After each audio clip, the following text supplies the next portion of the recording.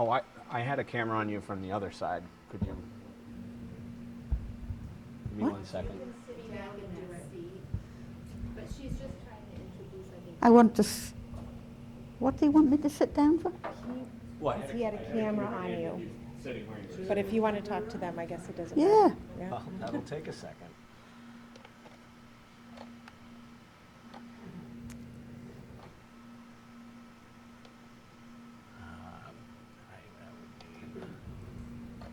There we go. Okay, you're on. I'm on. Good evening again. Thank you for coming tonight to the Candidates Night for Groveland. This is the final Candidates Night that the League of Women Voters of Greater Haverhill is organising. And I think I'm the last person standing. Unfortunately, the League in Greater Haverhill has disbanded. So it is too bad. just like so many other organizations, we didn't have enough people to keep it running. So I'm putting out the word here that Groveland needs another group to help run Candidates Night.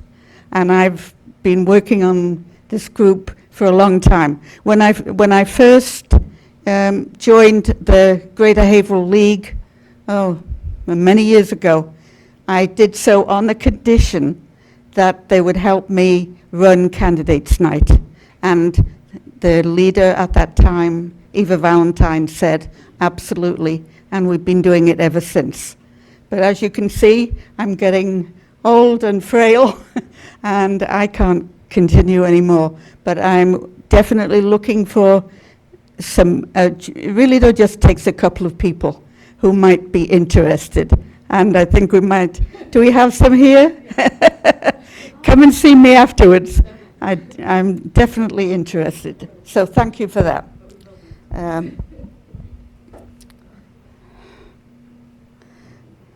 I also would like to thank my co-conspirator over the years, Ruth Race, who lives at Nichols Village, and she worked with me on Candidates Night for many years, and she retired last year. This year, it's my turn to retire. I would like to introduce to you the moderator for this evening. This is Heather McNeil. She hasn't been here before, and she didn't get lost coming all the way from North Andover. And the North Andover League has been very good to us. They have provided the moderator for every meeting that we have had, because we always wanted a moderator who was not involved with the town, and they came through. Up till now, mostly it's been Stephanie Trainer, but this year we're lucky enough to have Heather to take the spot. They have been essential components for Candidates Night, and they're greatly appreciated. Now I'm going to turn the mic over to Heather, who will just explain to you the rules that we're working on tonight. Thank you. Thank you very much, Valerie. Thank you for having me. Yes, so Valerie single-handedly planned tonight's event, which is amazing. I know firsthand how much work it takes, so thank you for doing that for your community. So the League is a nonpartisan national organization which encourages informed and active participation in government. We hope that over the course of tonight's program, you will learn more about what the candidates running for office hope to do for the town of Groveland. Groveland's local elections will be held on Monday, May 1st. Voters will be choosing several candidates, many of whom are in uncontested races. Some positions require write-in candidates or may go unfilled. And the contested race this evening is for school committee, with 2 candidates running for a 3-year seat. There's also a ballot question upon which voters will decide. So I'll begin by explaining some of the procedures for tonight's event. Please silence your cell phones. This program is being shown live as well as taped for rebroadcast on local cable stations. The microphones are for the benefit of the people at home, and you can hear they project your voice, so make sure if you come up to the table to speak into them so that we can hear you clearly. No campaign materials are allowed inside this room. Please treat all candidates fairly and remain quiet throughout the forum and hold your applause until the end. When it's time to ask questions, I'll ask you to raise your hand and call on you. Please give your name and address at that time. I believe someone will be running a microphone over to you so they can hear you at home and that we can hear you here. Please phrase your remarks in the form of a question and avoid long comments so that we can hear as much from the candidates as possible and cover a variety of topics. And let's see, I don't need that. Okay, and then if any audience members, if you plan to leave early, just please exit quietly.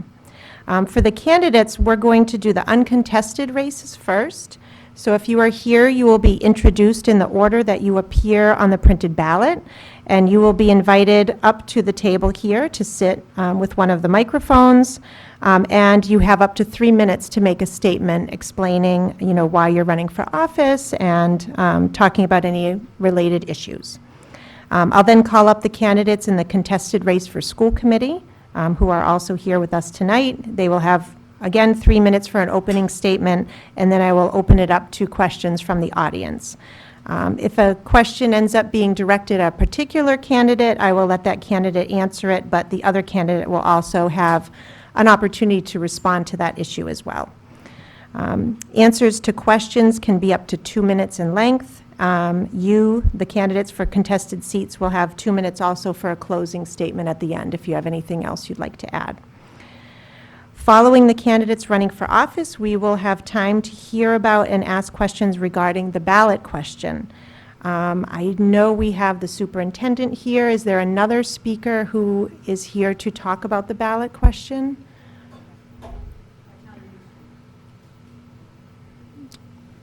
Oh, okay. Fabulous. So I'll have you give me your name when you come up. I think I do have it written down. And so you'll each have up to 2 minutes to talk about the ballot initiative that's on, that people will be voting on. The timekeeper, Valerie, is sitting here in the front row. When there's a minute left on your speaking time, you'll see a minute card, a 30-second card, and then a 15-second card, and just wrap up when you see the stop card so that we can, again, cover a variety of topics. Any questions about our schedule this evening? No, we're all good? Okay. So we will move on to the candidates who are here for uncontested races. When I call your name, you can come up to the table up front and, again, speak into the microphone so that we can all hear you. I'm just going to go right down the ballot, and just also to inform voters what is on the ballot. There are 2 positions for assessor. There's a 1 3-year term and a 1 1-year term. There are no candidates for those positions at this time. We do have 2 candidates for selectmen, so I'd like to invite them up to the table, Kathleen Castronellis and Jason Naves. Yep, come on up. So both of you are running uncontested for 2 3-year terms. And when you are ready, Kathleen, you have up to 3 minutes to give a statement. Thank you. I'm Kathleen Castronellis. Most people call me Kathy. Lived in town about 34 years. My husband and I moved here initially because he grew up in Boxford, next door, in the farm country, I call it. And we wanted to raise our family in a small rural town, and Groveland fit our needs exactly at the time. Our 3 children, Jackie, Mike, and Andrew, all attended the Pentucket schools, graduated, yes. And they all enjoyed very successful careers based on a really good education here. Very proud of them. During my time in Groveland, initially I was commuting into Boston to work for Boston Edison, and then came a point when it was time to maybe take a breather from that and stay home with the Rat Pack, which I did, and I had a blast doing that for a few years. But when I decided to return back to the workforce, I changed careers. I became a teacher. And about 17 years ago, Whittier Votech High School hired me, and that's where I am to this day, and it's a job that I truly love. Definitely a big career change for me, but a wonderful one. In the free time, which I don't have much of, I play tennis. I like my paddleboard on Johnson's Pond. I like going for walks. You'll probably see me out there soon. I like hanging out with my family and friends. We have a new puppy, Bella, and I enjoy taking her down to the dog park. Why am I running? 4 years ago, I ran to complete the term of a board member who resigned. Following this, I ran for my first full 3-year term. I chose to run for the Board of Selectmen because I wanted to give back to a town that has given a lot to my family and to myself, both in terms of education and a great place to live, and also, sadly, when we lost our daughter Jackie 10 years ago. This town really came out for us in more ways than I can ever name. Groveland is a really small town with a huge heart, really big heart. I'm running again for the same reason. I want to give back, donate my time. My goals: to stabilize town finances, encourage and increase commercial and industrial growth in a responsible manner, protect and preserve our small town and its rural landscape, and improve communication with residents and increase volunteerism. I'm open to new ideas. I'm always willing to roll up my sleeves and help get the job done. Thank you, and I hope I can earn your vote again. Thank you very much. Jason Naves? Well, for the people that don't know me, I have about 20 years of experience managing multiple specialty retail locations, where I've done a lot of working with budgets and finances. After I got a little bored with that, I went on to get my associates in electronics engineering, a little more hands-on. And that's pretty much what I've done with my life, and I use those life experiences here as a Board of Selectmen member. My focuses coming up in these years will continue to be the focuses that I've had these past year and a half, which has been the senior citizen tax circuit breaker tax break and building a better community. I know that the Chapter 70 funds is becoming more and more of an issue. I plan on continuing to reach out to not only our representatives, but representatives outside of our area, because it's not just a problem here in Groveland. I'm also going to try to utilize and hijack as many meetings with Dr. B as I can, because he's been over and above trying to aid the school in getting more Chapter 70 funds. This last 3 years has been an incredible learning experience. I still learn an incredible amount of stuff every single day and try to put that forth.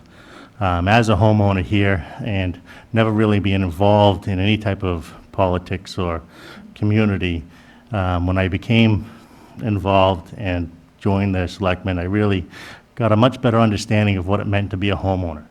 As a homeowner, I think it's part of our responsibility to help build a better community. And so those are some of the things that I focus on when I look at projects in town, and I put forth ideas, and I see how it's going to affect not only Groveland, but the surrounding communities, and just make it a better place to live all the way around. So that's pretty much me, and that's it.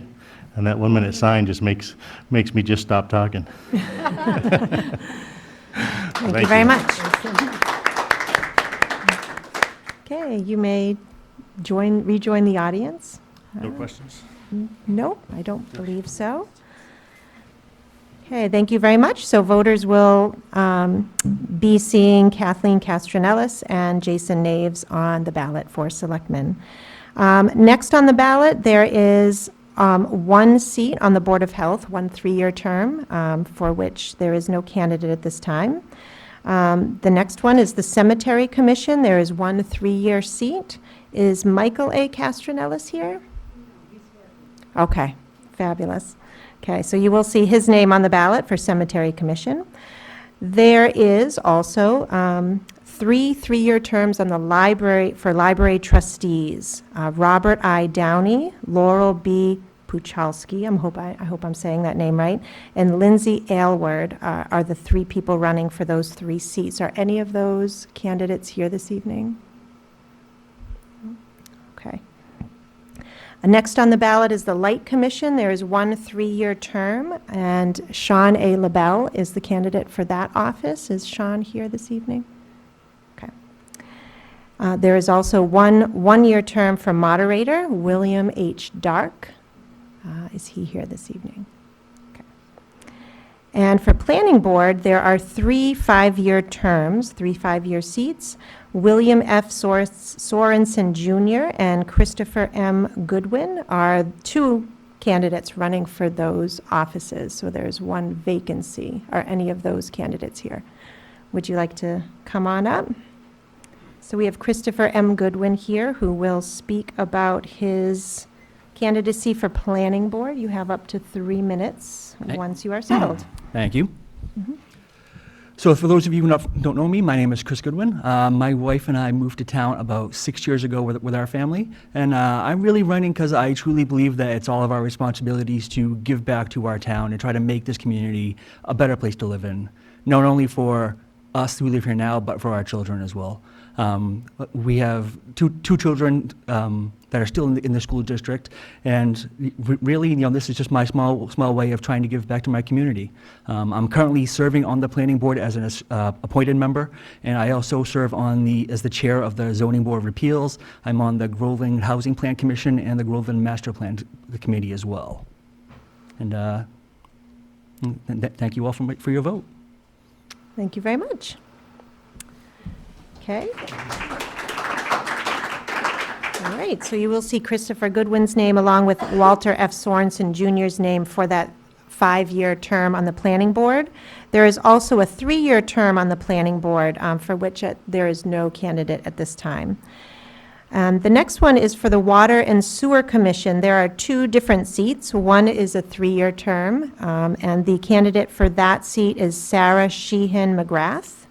And there is another seat on the Water and Sewer Commission, a 2-year term, and the candidate for that seat is William F. Dunn. Are either of those candidates here this evening? Okay. Okay, so those are the uncontested races that are happening on your ballot. So now we're going to move on to the contested race. So if Emily M. Dwyer and Kerry L. Goodwin will come on up. Groveland has 2 candidates running for 1 3-year seat on the school committee. And when they get seated, Ms. Dwyer will go first and give her, you have up to 3 minutes to give an opening statement, and then Ms. Goodwin will go. Then we'll open it up to any questions from the audience, if you have questions for our school committee candidates. Okay, so Ms. Dwyer. Thank you. First, I want to thank the League of Women Voters and particularly Ms. Osborne, who has done so much work to bring this event to life for a long time in our town, and hopefully people will be able to take that baton and run with it going forward. So my name is Emily Dwyer. I'm running for re-election for the school committee. I live in town with my 2 boys and my husband. My older son is in 7th grade, so he's in the middle school this year, and my younger son is in 3rd grade, still at the Bagnell. Professionally, this is my 19th year as a 1st grade teacher, a couple towns over in Essex. So I joined the school committee about 7 years ago when somebody moved and a seat became vacant. At that time, our district had no cohesive curriculum and very little in place to support teachers and teacher professional development, particularly in math and early literacy. And as a teacher myself and as the parent of a then toddler and then 1st grader, this was pretty alarming to me.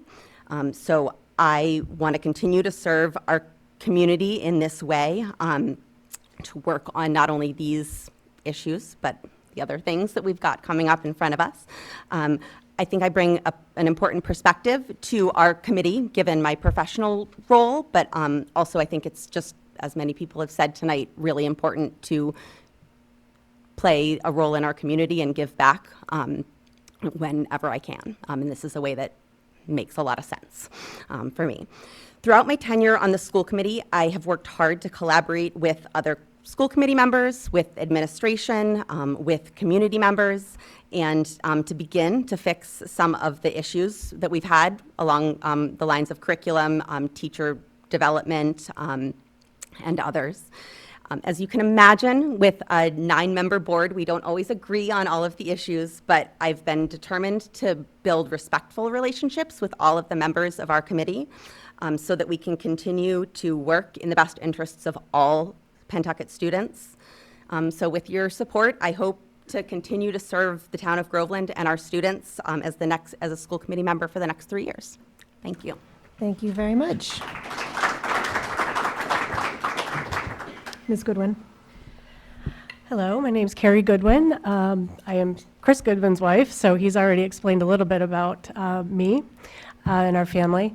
6 years ago, we moved here and knew we wanted to get involved in the community and be a help. I attended public school, graduated from college, and I was a music teacher for 10 years. And then we had our family. We started having children, and at that point, I changed careers to be a photographer, and also raising our children. So when we moved here, we had a brand new baby, and he was 2 days old when we signed the PNS on our house. So that was a very exciting time for us to move here, and we're very, very happy with our friends and our neighbors. It's been it was a very good move for us. Like you said, we have 3 children. 2 are in 10th grade, and 1 is in kindergarten. So we've got quite a big gap there. But it's been a lot of fun. It's like our youngest one has 2 sets of parents. It's really interesting. Just a little bit about my involvement in the town. I did decide to get involved in other ways as well. I am the chair of the Recreation Committee.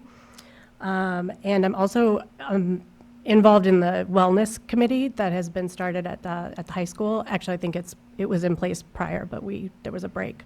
So I'm on that committee as well.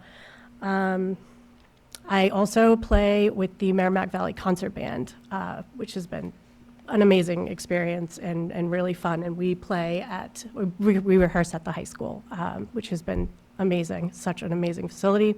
And we're very lucky to be able to practice there.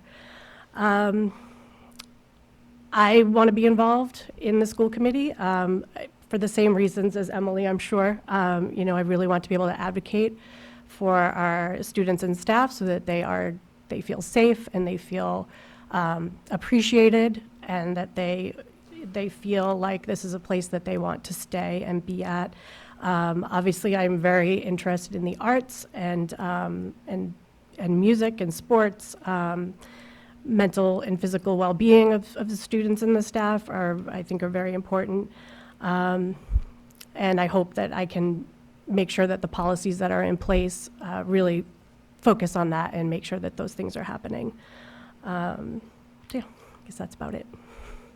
Thank you very much. Okay, we'll now open it up to audience questions, and you'll have 2 minutes each to respond to the question, and we would start with Ms. Goodwin. You would go first. So does anyone have an audience question for our school committee candidates?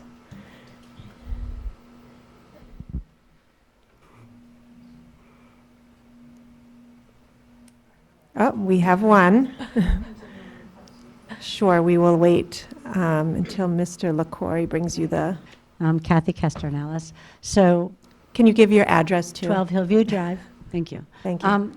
I guess I'm wondering from both of your perspectives, how do you approach, what is your outlook for the override that is currently before Groveland? Do you feel strongly that you need to do things to help support it, or do you feel more that you have to let it follow its path with the voters? Okay, so Ms. Goodwin, go ahead. I am strongly for the override. I believe that the administration knows exactly what they are doing. They have been very forthcoming with their information.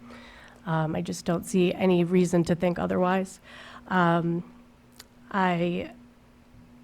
definitely interested in also finding a way to come together with the numbers that the school board needs and what the city has. I feel like everyone agrees we need more funding from the state. So I definitely would be interested in seeing that goes forward, trying to get that to happen, because it needs to. Otherwise, we're going to be facing this every year. Thank you, Ms. Dwyer. So I also I mean, I've worked with this budget, with this committee to put forward this budget, so I support the budget that we put forward, which does require an override for the town. We're all taxpayers. Nobody wants higher taxes, but we need this override in order for the school to be the best that it can be for the kids and for the services to be in place. I think Dr. B has been more than clear and communicative over multiple occasions, both in person and digitally, to explain the numerous reasons that we need this. Yes, the state funding system is broken and we need to work on that, but continuing to put our kids in the situation that we did this year and making them bear the brunt of that broken system is not okay. So I do support the budget that we put forward and the override that will fund it. But absolutely, we need to continue as a committee as well as individual community members to reach out to our representatives at the state level and continue to work on getting the system fixed, because that's where the problem is. Thank you very much. Any other questions? Go ahead. Please state your name and address.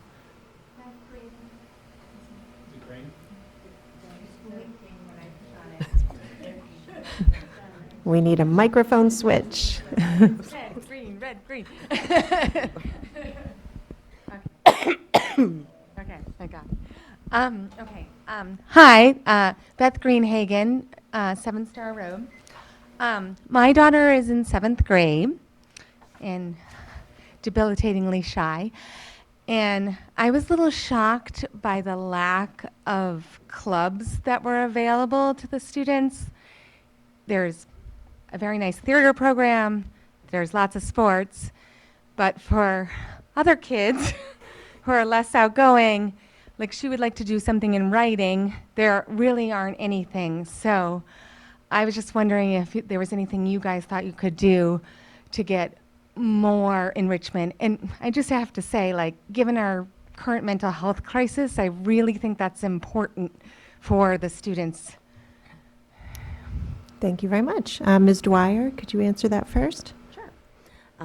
So I absolutely, with the way that mental health is for not just the middle schoolers, but the high schoolers as well, we want to get all of them involved. And one step in that is funding the override so we can replace the positions that were cut last year and continue to move forward. Some of those clubs are funded through the PAT, the contract with the teachers, right? So they're stipended positions. But in the past, there's been a venue for students who are interested, who have an interest in a specific club. So say, for example, if, a writing club or some other type of club that doesn't exist, that the students have been able to put forward a proposal, and that there is actually has in the past been funding through the stipends to fund that type of thing on a temporary basis. And if it is well attended, that can then become a more permanent club going forward. So that's something that the kids, as hard as it is at 7th grade, we would love for them to put forward those interests, because that's part of why we fund this budget the way we do, so that all of the kids can have their needs met. It's not just about the kids who play sports, which is awesome and important, and the kids who music and theater, which are awesome and important, but we as the grown-ups don't always have those answers. So if the kids have a passion, there's a way for them to bring it forward. Thank you. Ms. Goodwin? I was going to say the same thing. Yeah, I feel like it would be a great idea for kids to come forward and make these things happen. Since I have never been on a school committee before, I don't know exactly how that would be handled. But those things are definitely in need. There's definitely many different types of humans on the planet, and they all need a place to feel comfortable and safe, and to help their mental well-being as well. Thank you very much. Any other audience questions for our school committee members? Go ahead. Name and address, please. Hi, I'm Ruth Rivard. I live at 6 Berrywood Lane. I chair the Finance Committee for the town. And so we know that roughly right now it's about 64% of our town's budget goes to education. And so I personally, I've got one graduate and one current high schooler. I absolutely support education, but we need to support our town as well. And with the dollars that are left over after the education allocation or the education assessment, our town hall has been getting a smaller and smaller piece of the budget. And it's just where we are. We understand we're trying our best to balance both sides of that equation. But are you prepared, are you willing to really dig in, understand the town side of the budget, and understand that the budget that the school committee approves, the enormous impact it has on our town? And, you know, I support Dr. Bay too. I support the budget. I support all the communication. But there needs to really be a dialogue between the two sides. And so are you committed, are you prepared to support that side as well as the school side? Because I know you're running on the school committee because you support the school. I get that. Exactly. But how do you support the town that we live in too? So, Ms. Goodwin. Yeah, of course I support the town. I mean, the percentage of the budget that goes to the school versus what comes back to the town is certainly relative to the enormity of the school system compared to the town. You know, with the school system being 3 towns and we're just one. But again, I think it comes back to bridging that gap between what we are paying out of our taxpayer pockets and what we are getting from the state.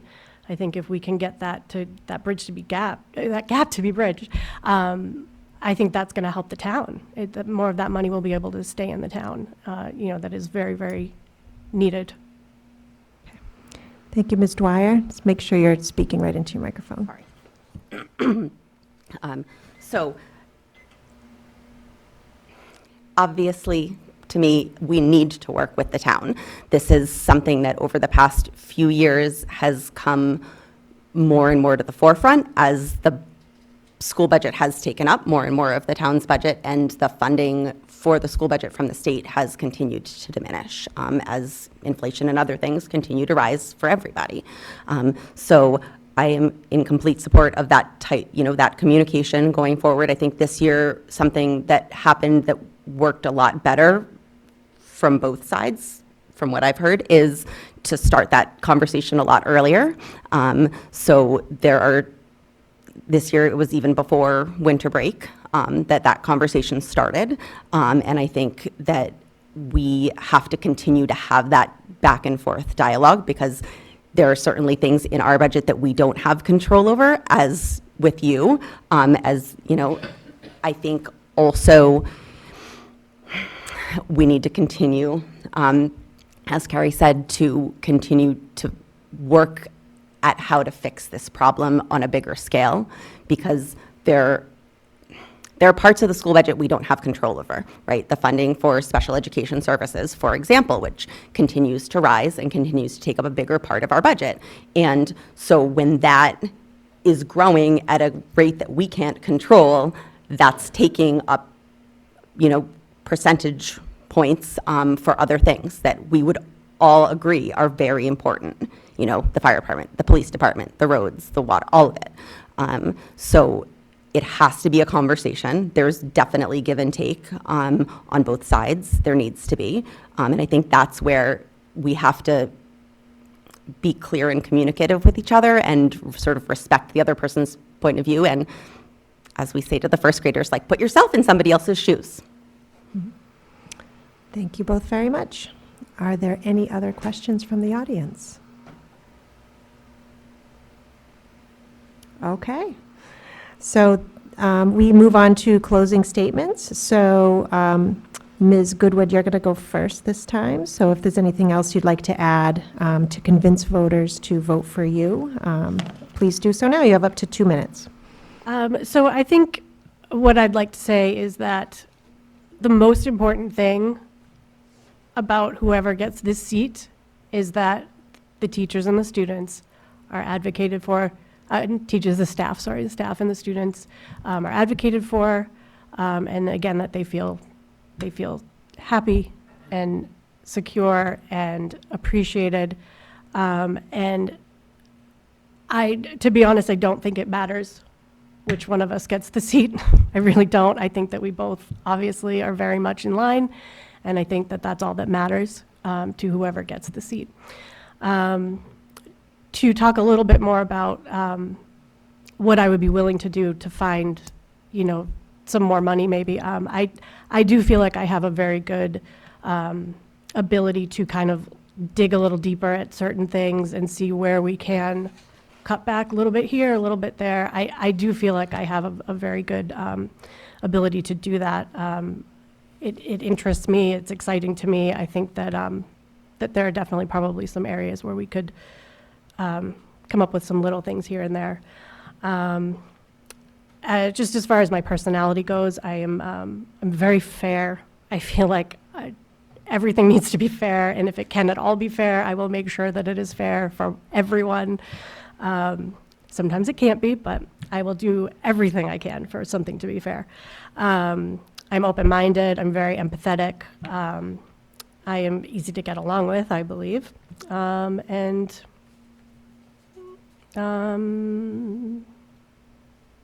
I guess that's it. Okay, thank you very much. Ms. Dwyer?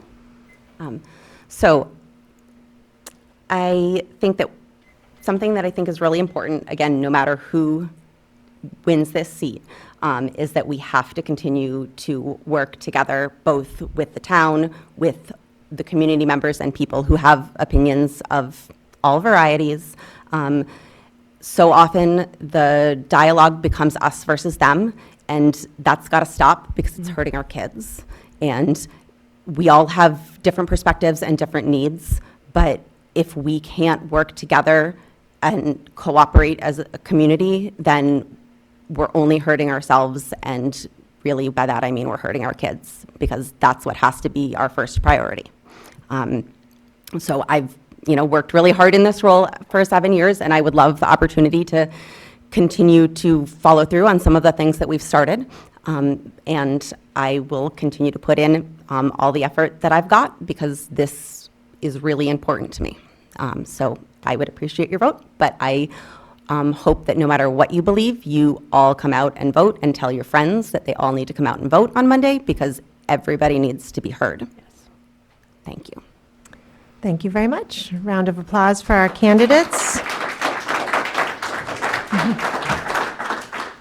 Thank you both for running for office. Thank you to all the candidates who are running. And voters will be choosing one of these two candidates for school committee on May 1st.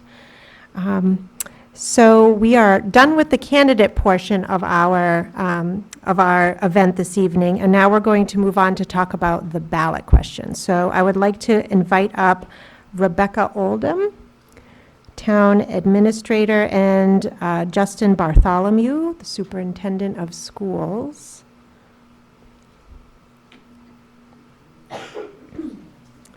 And while they get situated,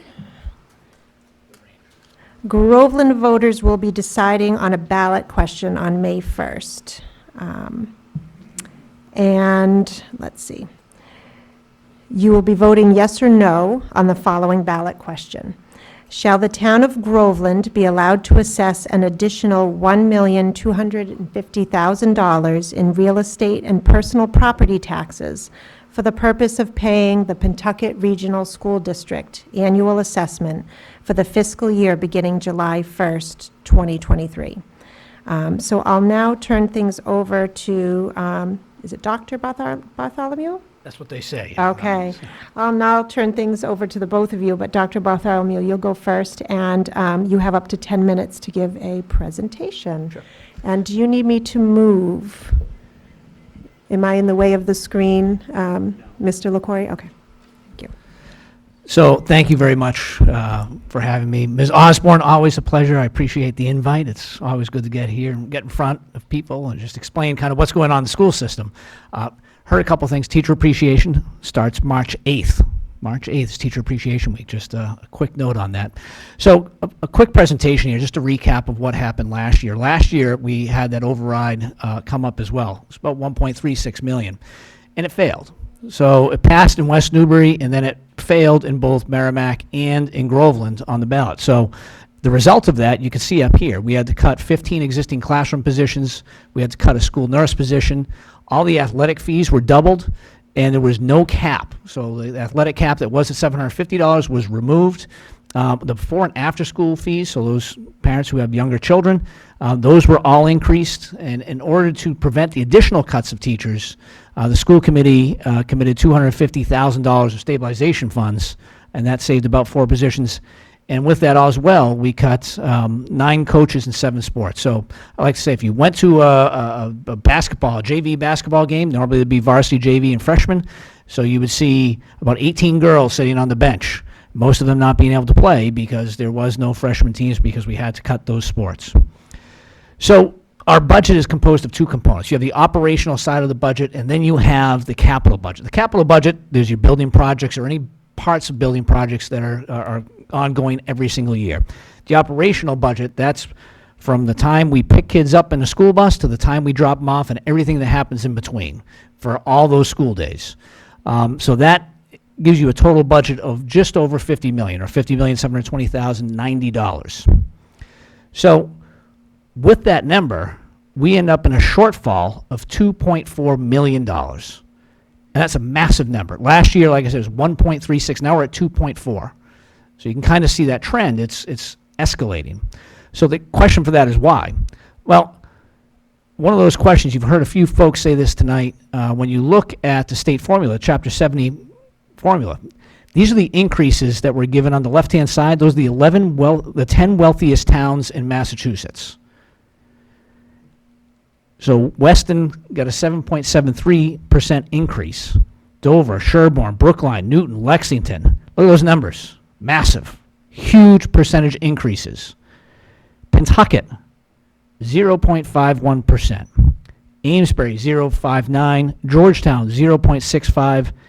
And Triton, 0.74%. That's a problem. That's a problem definitively for Pentucket, and that's why we're here. But it's a problem also if you're a small municipality and you're trying to think forward, what's happening in our area? And clearly, if you call up anybody and you ask them, they'll say, well, you must come from a community where enrollments dropped and you've been paying more and more each year. And that's correct. That is exactly what's been happening to us. So if we were to actually get the average of those top 10, that'd be a 7.23% increase. That'd be almost an additional $1 million we'd have gotten Chapter 70 funding. But we didn't even get the average. We got 0.51%. So when you look at what did we get from the state gave us that 0.51%, and that's supposed to be about $64,000 and change is what we got. But really, when you look at all the components from last fiscal year 23, to this fiscal year, we're getting negative money. And we do this is all based on the governor's budget. The cherry sheet comes up negative $8,570. And this is during a year where we have unprecedented inflation. We have utilities up 15 to 25%. Everybody knows when you go to buy something, it's extraordinarily more expensive. So that problem is a staggering issue that the school committee has to deal with, that we all have to deal with. The problem is we've been dealing with it year after year after year. In my conversations with legislators and my better conversations with the Mass Association of Regional Schools, what they've identified is that in Groveland and in Merrimack, we have a deficit of about $6.6 million before we get out of held harmless status. So the state's looking at us saying, you can afford to pay a lot more. We all know that's not true. Like the formula may say that, but the formula is not a living, existing thing. So if they follow in the formula, that's the way it pans out. When you have the Student Opportunity Act, the Student Opportunity Act is supposed to pump a large amount of money back into our schools. We're not getting that because it follows the formula. And the formula says Pentucket does not need it, which should beg the question, if Pentucket doesn't need it, what about those folks? Why do they? So these are some of the numbers. You heard about the increase of expenses. So inflation, 9.1%. Utilities, 15 to 25%. And it's a range there because you either have electric, we also have gas and oil in our district. And the OSD, so that's out of district special education tuition expenses. That's not even the legislation. The OSD is an Operational Services Division, and they just unanimously, unilaterally said, hey, 14% is what those private schools can increase their tuitions to. No one came to us. If they did, we would have said, hey, that's going to cost me 9 teachers right out of the gate. So these numbers are extraordinarily high, particularly when you look at Chapter 70 is only giving you a 0.51% increase, and the most you can do without an override is 2.5%. So when the big numbers are staggeringly bigger than the smaller numbers, there's a problem. There's a huge conflict, and that's where we are. So I'm not allowed to talk about, or I'm in my position, I can't advocate one way or the other. All I can do is give factual information. I can't say we need to pass this override or we need to not approve the override. So these 2 slides are really important. It's good factual information. What happens if the budget fails? Well, the school committee at our last meeting went ahead and sat down and they identified the priorities of things that we can control, because there's so much that we cannot control. So at $2.4 million, if you divide that by $65,000, you end up with, you have to cut about 37 teaching positions. Or if you don't cut them all in positions, you need to find that cash equivalency of $2.4 million somehow. So at that meeting, the school committee prioritized the following. So if this does not pass, if a student lives within 1.5 miles of the school, they will no longer have a bus. We will only provide transportation for what we're legally required to provide transportation for, and that's students who are living 1.5 miles or further away. In addition, we have to eliminate all extracurricular activities. So I know we had the question came up about creative writing. So that's an example of a extracurricular activity, after school club. That would have to go. Likely what would happen is we would have students sign up for different clubs and activities, and they would just have to cover, the families would have to pay for the cost of what it would be to hold that activity. And the same thing for sports and athletics. We would no longer be funding any of those. What that means is, would Pentucket have sports? Yes, I suspect we would. The cost for us is about $600,000. We have roughly 600 students who participate. So each student, in order to play a sport, would be $1,000 per student on average to participate. Now, some sports are more expensive. So cross country, not nearly as expensive. You're going to have the coaches' fees and you're going to have the transportation costs. But if you play ice hockey, you're paying for ice time, coaches' fees, transportation, equipment. There's a lot of cost there. But $1,000 on average per sport per student is what that cost would be. And even then, you'll have to cut staff, and that's going to be, you'll have to cut roughly, it's about 14 to 15 staff members. So if the budget passes, and I heard this earlier, this was accurate, if the budget does pass, we're not adding on to positions. We're not even bringing back the positions that were lost last year. There's just not enough money. Like that 2.4 would be extraordinarily higher if we did that. So what we are looking to bring back is adding 8 teaching positions. That includes the art positions that were cut. It includes a heavy focus on the elementary positions. It includes adding back the nurse. We also would have a HR coordinator, 2.5 special education teachers. Those are positions, no matter what, we have to bring them in. We have to bring them back. We're legally required to provide services. Those positions have to come back. We would add 2 library media aides in 2 of our towns. In one town we have a library media aide, and 2 we do not. Percussion, that was a contract that last year was not supported. It was private. It was funded by an account, a revolving account, and then the Pentucket boosters, the music boosters, the Arts Foundation funded the rest of it, but it's a contract, so it's only good for that 1 year, and they're out of money. So that would be funded. We would pay for our curriculum literacy coordinator. That's in ESSER right now. It's going to come out. Athletics, those teams would be restored, and we would also add the coaches back, and we would set an athletic cap at $1,500 maximum per family, so they would no longer have to pay $1,000 per student. It would be much smaller than that. So what we have to do, it's already been approved in West Newbury, so in Merrimack or Groveland, if it passes in one of those 2 towns, then the budget would be approved, and that happens on the ballot on May 1st. And if only one town passes, I think, Rebecca, you might talk about that. But I will say, we've heard this before, it doesn't matter if it passes or fails. We have to stay on the legislators. They are the ones who can change the ballot. And if they don't change that formula, we will continue to have this problem. And always, if you want information, answers to questions, pentucketbudget.com. That's where we put all the factual information regarding the budget. So thank you for the time. I Thank you. appreciate it. Sure. Thank you, Dr. Bartholomew. Rebecca Oldman, if you have up to 10 minutes. Thank you. Sorry, I didn't prepare a presentation. I wasn't sure I was going to be speaking this evening, so my apologies. I don't have the pretty pictures. I could put one up for You could. So I guess I just want to provide some of the basics and some of the information from the town's perspective in terms of why we're in this current position. Can you speak up into the microphone?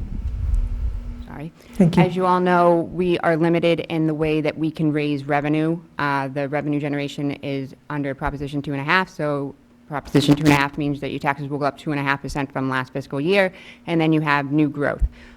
New growth this time is not looking that great based upon the pandemic and the economy. So then the other revenue generating sources we have are local receipts. Local receipts consist of application fees, motor vehicle excise tax, et cetera. As we all know, again, because of the economy, motor vehicle excise taxes are not expected to go up, and we're struggling to find additional local receipts monies for the projected fiscal year. The last component, as we're talking about, is local aid coming from the state. Those numbers are not looking great either. The governor released their numbers, and the House just released their approved budget, and they actually cut the unrestricted general aid that they are providing to local municipalities. So we continue to struggle to find those revenue numbers in order to support the services for the community. So as we've said earlier in this meeting, that about 64% of our expenses go towards education. The rest goes towards our general operating budget. We have not passed an override in Groveland since, I think it was 15 years now. So every time that we go to the table and we negotiate with the school, not negotiate, but when we have conversations about what we need to provide for the services for the town as well as the school, we try and say, well, what can we accommodate? What can we get accomplished? And a lot of times that means that the town will need to cut some of the expense side in order to accommodate the increase that the school is requesting, and we try and find a happy medium. But that's not without sacrifices to the town and the town services. And we've done that for many years now. And unfortunately, we're just not able to keep up. And so, unfortunately, we find ourselves in a situation where services and the services that we can provide our residents are going to be severely impacted if we're unable to find other revenue sources. So with the current budget situation and what we're looking at and the current obstacles that the school faces as well as ourselves, we find ourselves needing an additional $1.2 million in order to close that gap. So we can either try and find that money by trying to cut additional monies from our side in order to give it to the school, or we can ask for those additional funds so that we can support both. And so we're looking to make sure that we no longer need to cut the services and to have any impacts to our residents and find another way to generate that revenue in order to provide the services that are necessary. Okay, thank you very much. So we'll open it up to audience questions. Does anyone have a question about the ballot question at this time? Okay, we have one. Please state your name and address again. And speak right into that microphone. Beth Greenhagen, 7 Star Road. Rebecca, if Merrimack passes the override and we don't, is the town at risk of going into receivership? There will definitely be some challenges that the town will need to face in regards to finding that money. Again, if the override does not pass, we will need to remove $1.25 million from our budget. Our departments' budgets are very small. They range from about $300,000 to $500,000, and that's a department. The largest department that we have is $1.7 million, so there's room there, but that's an entire department budget. So when you look within those departments, you'll see the expenses and the salaries, and the larger of the two are the salaries. So in order to accommodate, if you try and cut some of their expense line items, you're talking about $10,000 max, $5,000 from some of our departments have a $3,000 expense line item. That's not going to make up $1.25 million. So you're going to have to go for salaries, which means that that's those are positions. And if you go after the salaries, you're talking about salaries that range from $40,000 to $60,000. Again, that's not going to get you your $1.25 million. So when you look at it comprehensively, you're going to have to look at a larger number in order to make up that deficit. So there will definitely be an impact. What that impact looks like, I do not know. And whether receivership is involved, I do not know. Okay. Dr. Bartholomew, do you have anything you want to add? No, I think what Ms. Oldham said is absolutely spot on correct. It's a really challenging situation, and it's one of those awkward dynamics where the school's budget is what comes out and kind of drives. It's at 64%. It's not much different in the other towns. So the school's budget is such a big component of that. But what people are starting to realize is it's not the school versus the town. It's the school, the police departments, the fire departments, the DPWs. They're all in this together. And when we look at it that way, we see it's a bigger problem. It was easy. It's been easy in the past to say, well, it's the school's taking X, Y, and Z. But after the school just cut all those positions last year, and here we are back at it again with the realization that we may have to cut even more positions if it fails, like something's clearly wrong. And if only one town passes and one of the other towns has to cut massively into their DPW, public safety, and all those local services, something's clearly wrong. And again, if you look at the root cause of where this is coming from, it is coming from a formula that is archaic and inaccurate and not adequately funding small municipalities and regional schools. Thank you very much. Any other questions from the audience? Thank you. Please state your name and address. Mike Dempsey, Uptack Road. Can either of you speak to the long-term financial benefit to Groveland homeowners of having a great school system? Because it seems like nobody's talking about what happens if we let our schools just fade away to nothing. And meanwhile, when you sell your house, you want to get top dollar. Okay. Dr. Bartholomew, can you go first? Thank you, Ms. McDowell. I appreciate that. Sure. So I'll dance a fine line here, and I would say I would expect if I were looking for a house, I would look for facilities that are up to date. I would look for a strong, rich curriculum where my children would be able to explore what their interests are. If that's foreign languages, arts, if it's athletics, that they'd have that full breadth of curriculum available to them. And if that's available to them and that school system is successful in producing excellent results, not just state results, but putting students into colleges and universities that are highly regarded, and those students go on to be successful, then I think that's going to be a place that you want to live. What that does to property values, I would expect that will greatly increase property values. I think we all know if you just drive down Main Street here and you go in front of Nick's, you look to the left and all of a sudden there's a brand new, beautiful, just mind-boggling school building. And in front of that is a massive, what will be a full field that is field hockey, is baseball, softball, and behind that is a stadium that will be a competition field for soccer, for lacrosse, for football, and behind that you have this beautiful facility. So you have the facility. I think when you start looking at the elementary schools, like the elementary schools seem like they're in pretty good shape. Elementary schools always require upkeep and maintenance, and we need to make sure we're doing that at all times.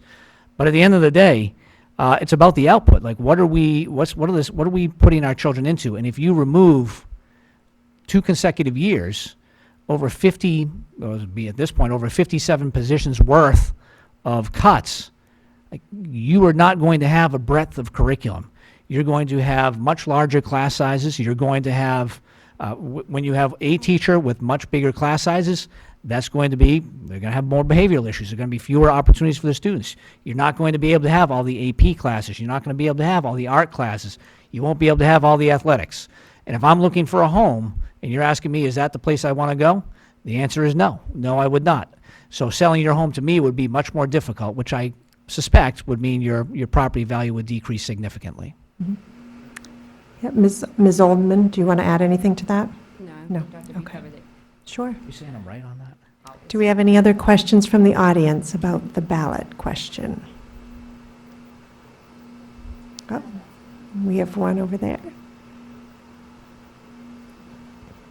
Okay. Sound good. Kathy Castronels, 12 Hillview Drive.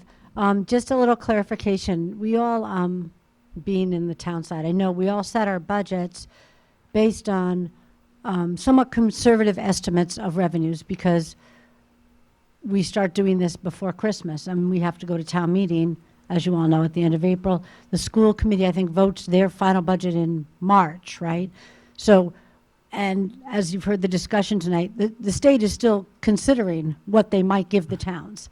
And I find this, an ongoing theme. In all the years I've lived in this town, it's been this way. It's ridiculous. But some of the statements, I believe, coming from our representatives are indicating that, well, the school's going to get more money. They're going to get more money. I'd like to hear from our school representative, Dr. B. How would that work if you were to get more Chapter 70 than is currently reflected in the budget? Sure, so. Also, why do you start out with where you are now? Maybe say that first. Like, you don't go after the moon. You don't grab the number they're throwing at you right now, right? That the state is throwing at us right now? Yes. Yeah, so we have to do everything based off of what the governor's budget comes out with initially, and then we make adjustments as we learn more information. It doesn't matter if it's, when we find out what the Essex retirement numbers are, what the health insurance numbers are, we have to make our adjustments based on that. In terms of the Chapter 70 money that might increase, well, I would expect absolutely nothing, other than an increase from $30 per student to $60 per student, which doesn't do much for us. I mean, it's an additional $66,000, $67,000. So you'll hear a lot about coming out of the State House in particular that we've committed X amount of dollars to help fund the sudden increase of 14% that OSD is set for private schools for special education students. Sure, they set aside $90-something million, I believe, is what the House budget. The problem with that is you have to meet a certain criteria that's not a realistic criteria for almost any district to hit, and that's an increase in special education costs by 25% out of district. If that happens, if you're doing that as a district, there's an epic failure in your district that has happened. And they're not dumb, they know that's the case. So it's almost like, hey, we're going to put this $90 million over here to save it for something else, or they really do think there are districts that are out there that are going to have an increase of 25% in their out-of-district special education spending. Now, I know factually that's not the case because as a North Shore Regional Superintendent Committee, we set all the districts up, had them put in all their data, so we know what their increases would be from one year to next, and nobody's even close to that number. So why they came up with that number, I'm not sure. But I think the hope would be if they didn't have that 25%, if it was just, look, we did this to you, we didn't give you advance notice, we're going to cover the 12%, because we budgeted for 2%. For 15 years, that was at 2% of an increase. So to suddenly put that at 14% for every single school district, that is, I don't care what state you live in, that is very wrong, very wrong. And so if they're willing to cover that mistake with I believe we got so many bits of information how they've had record windfalls of tax revenue all last year. And it's infuriating for me to read that, as it would be for any taxpayer in our town to read that, when we're getting less money this year than we did last year. I forgot to mention, we have more students this year than we did last year as well. So it's just a lot of propaganda coming out that does not have any truth to it, or it has elements of truth, but it's spun a certain way that makes it feel like everyone's getting something, and we're getting likely an additional $30 per student, so an additional $67,000 above what we put up there. Ms. Oldman, do you have anything to add? So I would agree. I think one of the benefits that we've had recently is the relationship that we've generated with the school administration, with the Tri-Towns. We meet monthly now, and we go over the budget, how things are going, what we're experiencing, and what's happening. And I have to say, personally, I find that relationship to be really great, informative, and very helpful in trying to make decisions for the municipality on the municipal level. And one of the shared frustrations that we've had recently is very much with that issue that you bring forward, is the funding and the lack of consideration that they're giving to the municipalities through education as well as through the municipal government. Recently, we've been teaming up and trying to find ways to advocate and be more effective in our advocacy. We recently were at an Essex County Chiefs meeting, and one of the police chiefs spoke up and said, well, what about Chapter 70? And all of the state legislators kind of looked at each other, well, we're at a public safety meeting. Why are we talking about that? And we really wanted to drive home the point, and what the chief was trying to say is that your inability to fund the educational component eats away at the municipal side. And it's really important for them to understand that, because if they don't, fix it, then we're obviously going to be the ones that pay the price. And so we've been trying to get that message out there. We then later had a meeting with the district attorney, who we met at that meeting, and we tried to, again, reiterate our concerns and how that trickle-down effect, it really does come back down to the municipalities and the schools, and trying to figure out how we are supplying that educational level that is desired, as well as the community services. So we have been taking a new approach. We recently had another meeting with the Massachusetts Association of Regional Schools. Yeah. Yes, and they were great, and we've been talking about ways, and again, to get in touch with our legislators and express the severe concern that we have with the funding that's coming through the state and how that's impacting us, again, on a comprehensive level, not just one, because we can't operate without the other. Thank you very much. Any other questions? Go ahead. Name and address, please. I'm Ruth Rivard, 6 Berrywood Lane in Groveland. One question I have for Dr. B, it's more a point. I think it would be helpful to clarify for the taxpayers the difference between the debt exclusion. I guess either of you can talk about that. We say we haven't had, in Groveland, we haven't had a Proposition 2.5 override since 2007. Pardon me? Yeah. 2007, am I right? 2007. 16, 17 years. It doesn't feel like that when we just funded a new middle high school for a lot of money. The taxpayers supported that endeavor. They were very generous to do that. So can you just clarify the difference between the debt exclusion and the Proposition 2.5 override? And then I have a second question. Sure. Unrelated. Thank you. Yeah, Ms. Oldman, can you go first? Yes, so essentially the difference being that the debt exclusion is only for the life of the project, so the project being the construction of the new school. So when we get into the override is a little bit different. The override is not forever. There's technically an underride that you could do in order to get taxes to go back down, but essentially it allows for the taxes to be raised and sets a new rate so that that 2.5% can future grow on that additional tax revenue that you were able to generate from the override. So there are two different mechanisms. Again, at this current time, it seems a little bit much because of the fact that you still also have your debt exclusions that the town voted for the purchase of 150 Center Street, as well as for a fire truck that was done. We're slowly trying to get those to be removed. I think the debt is set to mature 2035, but the school is a little bit of a different issue. That was something that was just take on the last 2 years. So there are differences between both, but yes, the taxpayers do feel the burden, obviously, but in different ways. Dr. Bartholomew. And I think one of the key points is with debt exclusion, that new school building, that was all the voters supported in all 3 towns. Thank you for that. I think that was a very wise decision. We cannot use funds from debt exclusion, to fill gaps or holes that we might have on our operational side. So people will look at that and say, well, we just paid for this new building. Why can't you just take out some of the things? Don't order as much furniture, or don't put this in and just use it. You can't do that. That debt exclusion, that's specifically for that project. Everything that we'd have to do for the 180 days the children are in school, that's a separate budget altogether. Also, since I am able to keep talking, but that meeting with the DA was interesting. He was actually the sponsor of the Student Opportunity Act. He was at the time a representative out of Salem. They were expecting to get several $1 million from the Student Opportunity Act, and when he said they only ended up with $120,000. So he went into the State House and said, what happened? And they all looked at him and said, I don't know. We put it into the formula, and that's the way it came out. And he said, his key words, I think, was the way that formula works just defies all logic. Did you have another question? Yeah, my second question is unrelated to the difference between the debt exclusion and the override, and this is geared more towards the town. Being on the finance committee, I interview all of the different town departments, and we know that wages are a sensitive issue. That's why everybody goes to work every day.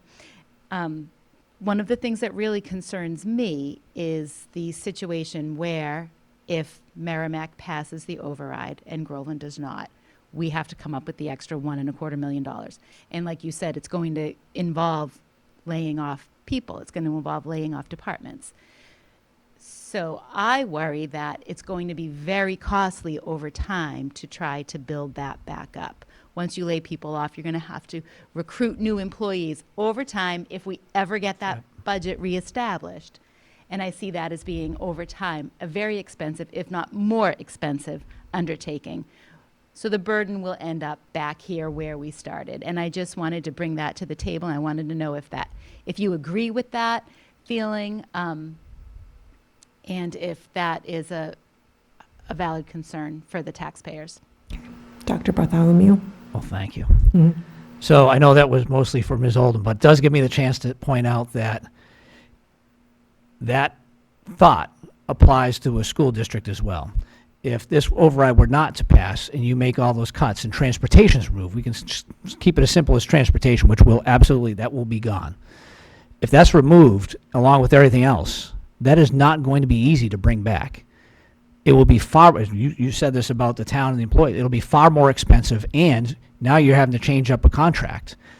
And now they're going to have far fewer people, far fewer buses. And so when we feel like whenever we have the money, again, to bring buses back, they're going to have to go out, they're going to have to find the buses, they're going to have to find the drivers, and they're going to look at us, how long are you going to have this for? So there's a relationship issue there as well. But from an academic standpoint, it's the same thing. Like, it's, you've cut all those positions. How many years will it take to get money to add all those positions back? How many overrides, consecutive years of overrides, would we have to do to get all those positions back to where we were 2 years ago? Like, that is and it's a long time. It's probably close to a decade. So it is a super challenging predicament for the school, and I think it's paralleled in the town as well, exactly what you said. Yep, Ms. Oldham? Yes, I would agree. It is definitely a valid point. And I think it will be very difficult in order to try and move forward after that. As you said, I think that Groveland has made some great strides recently in the last few years to come to where it has grown with the new structure that has been implemented and the way that we are approaching our management here in town. And I think that we have great departments here who go and do above and beyond what they're asked to do. They wear multiple hats and they make sacrifices every day to make sure that they're picking up the phone, answering questions, making sure they're delivering the services that the residents demand of them and that they want to provide to them. So I think that it's really difficult when the town has been asked to do so much more with less, and to continue to ask the employees to make those sacrifices without acknowledging those sacrifices is going to be very difficult. So not only will Groveland become a place where their employees are not appreciated, they're underpaid, and there's no stability. And how do you attract candidates if you were to come back from this in any way to say that Groveland is a great place to work? Because it would be very difficult to change that mindset in terms of attracting the level of experience and professionalism that you are looking for people to perform those services for the residents. Okay. Any other final questions? Oh, we have one more. Beth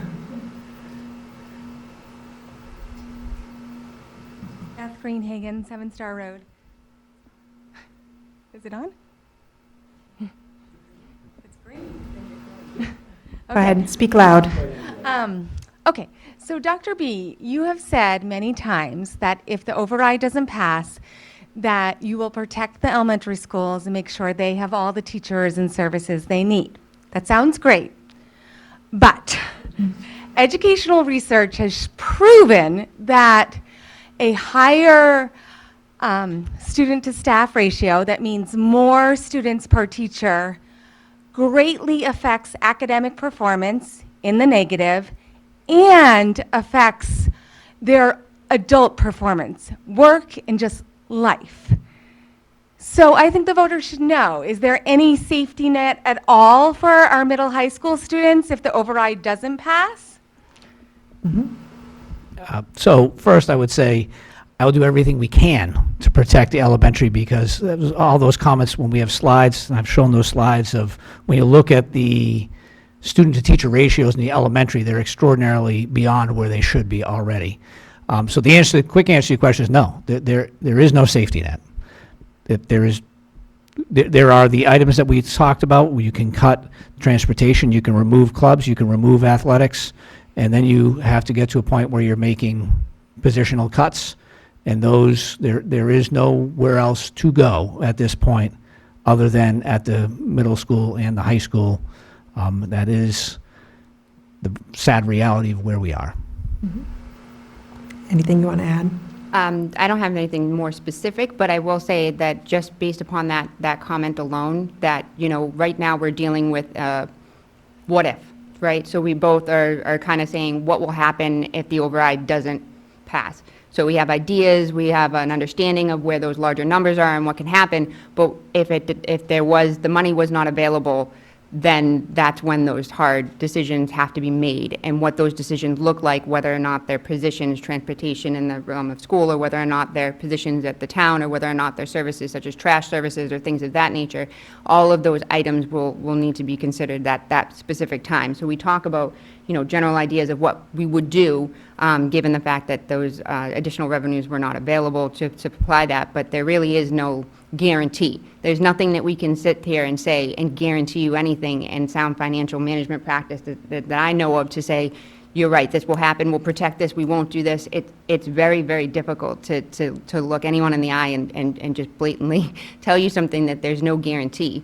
But I do know that I would say that from the town's perspective, and I would think the school as well, is that we want to make the best decision, and we want to do right by the students, and we want to do right by the residents, and that we're not making any of these decisions or having any of these conversations lightly.